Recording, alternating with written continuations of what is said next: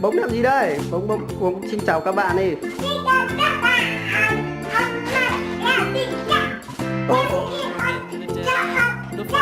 Con em đi làm gì mà em nói mãi không ra lời thế? Hôm nay em chơi đồ chơi.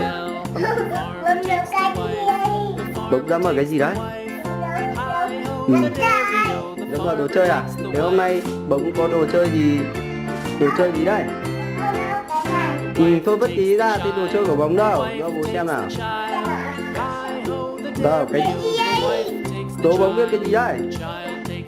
Cái gì đây? Đâu, bố xem nào. Không, không nhìn thấy đâu, bóng phải ra ngoài kia thì mới nhìn thấy chứ. Tôi không phải nhìn nữa, bóng ra bóng tẹo để bố cho xem nhá. Rồi, ra đi. Nào, hôm nay bóng đồ chơi gì nào? Nào. Bóng xách quần lên. Bóng xách quần lên. Tụt quần rồi à? Nào, giới thiệu đồ chơi. Bóng ơi. Con làm gì đấy?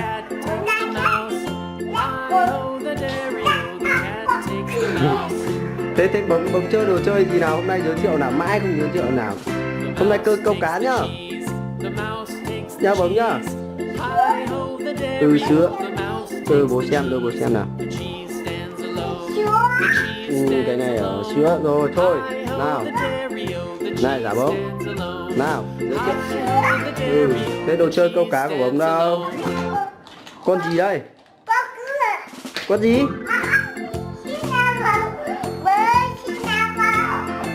Làm sao?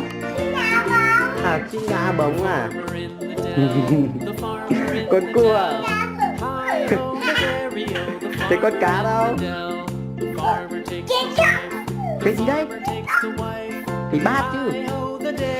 À, cái cốc uống à? Thế rồi à? Đâu, cho bố xem nào, cái gì ở chân bóng kia. Rửa đi. Rồi, rửa xong chưa?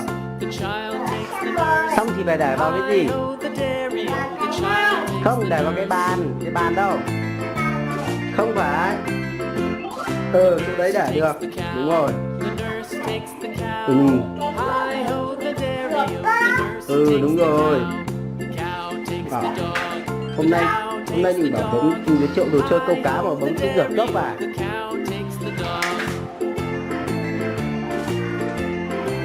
Bóng làm gì đấy? Rửa xong chưa? Xong rồi thì bây giờ nào bóng rửa gì nữa? Thế cái son đâu? Cái gì đấy? Rửa bát. Cái ý là cái gì đây? Cái đĩa chứ. Cái đĩa con để ra ngoài đi, cái đấy để lên bếp bếp ga rồi, chỉ để được bát ở chỗ kia thôi. Rồi, tôi để xuống. Chặt lắm, để ra ngoài, để ra chỗ chân bóng đi.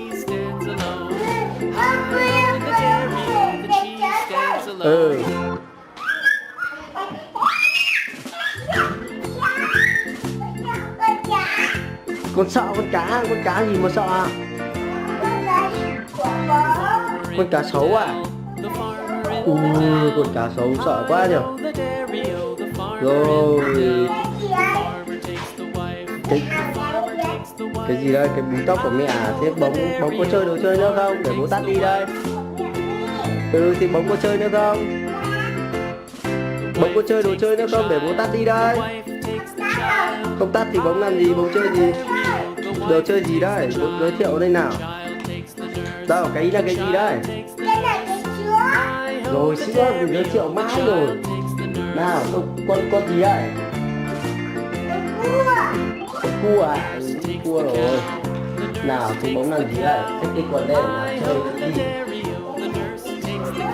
Thế cũng đòi lên tivi, chơi cái gì? Nào, chơi cái gì? Cũng đòi lên tivi à? Không thì chơi cái gì? Hả? Cái gì đấy? Cái chớp. Không phải à? Thế là cái gì? Cái gọi con là gọi là cái son đây cơ mà. Đây mới là cái son cơ mà.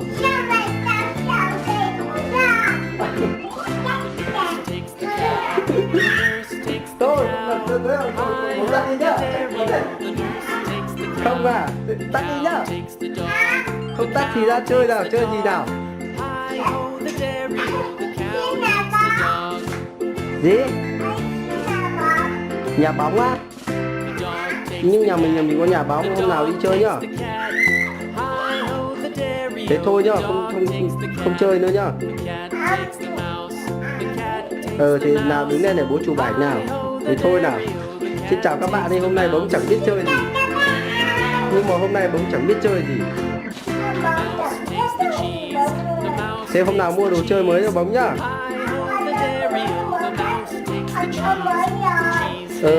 Nào. Quay mặt đi bố xem nào. Rồi tắt đi nữa. Rồi, cười đi. Cười đi bố chụp ảnh nhá. Nào cười đi bố chụp ảnh nhá, này quay đây.